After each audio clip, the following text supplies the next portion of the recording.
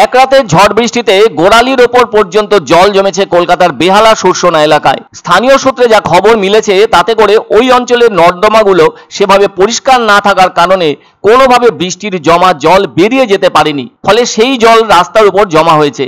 এছাড়াও ওই নর্দমা উপচেও নোংরা জল এসে জমেছে ওই রাস্তায়। এখনো তো বর্ষা শুরুই হয়নি, বর্তমান সময়ের বৃষ্টিতেই জমল রাস্তার উপর জল। অথচ কলকাতা পৌরসভা এলাকার মধ্যেই পড়ে সুরসোনা এলাকা, যা কিনা 127 নম্বর ওয়ার্ড। তাহলে কেন নর্দমাগুলো সেভাবে পরিষ্কার হয় না, সেই প্রশ্ন সামনে উঠে আসছে। এটা তো ঠিক, নর্দমা পরিষ্কার না থাকলে জল নিকাশি ব্যবস্থা তো মার খাবেই, এটা তো নতুন কোনো কথা নয়। এদিকে এক রাতের একটু বেশি বৃষ্টিতে রাস্তায় জমে গেল জল, অথচ এই জল রাস্তায় জমার কোনো কারণই নেই। তাহলে বোঝাই যাচ্ছে কতদিন হয়ে গেল নিকাশি নালা সেভাবে পরিষ্কার হয় না। যদি তা দ্রুত পরিষ্কার না করা হয় তাহলে এবার দারুণ দুর্ভোগের মুখে পড়তে হবে বেহালা সুরসোনা এলাকার বাসিন্দাদের। আসলে দিল্লি মৌসুম ভবন আগেই জানিয়ে দিয়েছে এবছর ভারতে সবচেয়ে বেশি বৃষ্টি হবে, যা কিনা 105%। আর পশ্চিমবঙ্গ তো সেই বেশি বৃষ্টির তালিকায় রয়েছে, যার ফলে বৃষ্টি যে কলকাতাতেও হবে সেটা সকলেই বুঝে গেছেন। সেজন্য কলকাতার মতো গুরুত্বপূর্ণ শহরের 144টি ওয়ার্ডের নিকাশি নালাই তো পরিষ্কার পরিচ্ছন্ন রাখা অত্যন্ত জরুরি। এক্ষেত্রে উল্লেখ করা প্রয়োজন, এই সুরসোনা হলো কলকাতার দক্ষিণ পশ্চিম দিকের একটি অঞ্চল। 1984 সালের জানুয়ারি মাসে এই অঞ্চলটি কলকাতা পৌরসভার অধীনে আসে, যা কিনা বেহালা পশ্চিম বিধানসভা কেন্দ্রের অন্তর্গত। আবার সুরসোনা থানাও কলকাতা পুলিশের অধীনস্থ।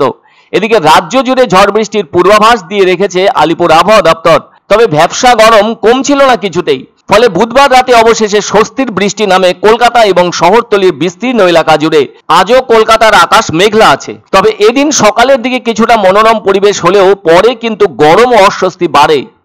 বাতাসে জলীয় বাষ্প থাকায় বেলা বাড়লে অস্বস্তি বাড়বে, এমনটা জানিয়েছে আলিপুর আবহাওয়া দপ্তর। তবে ঝড় বৃষ্টিতে রাতের তাপমাত্রা এক ঝটকায় প্রায় 5 ডিগ্রি কমেছিল। দিনের আবহাওয়া এখনো পর্যন্ত ভালোই আছে। বিকেলের বা রাতের দিকে বজ্রবিদ্যুৎ সহ হালকা থেকে মাঝারি বৃষ্টির সম্ভাবনা রয়েছে, আর রবিবার পর্যন্ত বিক্ষিপ্তভাবে বৃষ্টির সম্ভাবনা থাকবে। এদিকে কলকাতায় আজ সর্বনিম্ন তাপমাত্রা 22.4 ডিগ্রি সেলসিয়াস, যা স্বাভাবিক তাপমাত্রার চেয়ে 4.5 ডিগ্রি সেলসিয়াস কম।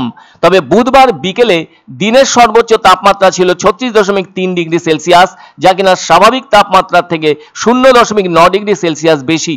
বাতাসে জলীয় বাষ্পের পরিমাণ বা আপেক্ষিক আর্দ্রতার পরিমাণ 52 থেকে 98%।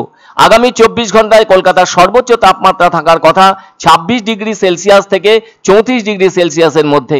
তবে যদি বৃহস্পতিবার রাতে গতকালের মতো বৃষ্টি হয় তাহলে ফের সেই জল সুরসোনা এলাকায় রাস্তার উপর উঠতে পারে গোড়ালি ডোবারও বেশি, কেননা ওই নর্দমার ভেতরকার আবর্জনা কোনোভাবে চটজলদি সরিয়ে ফেলা অসম্ভব। এমনটা হলে বেহালা সুরসোনা এলাকার বাসিন্দারা জল দুর্ভোগে নতুন করে পড়তে পারেন।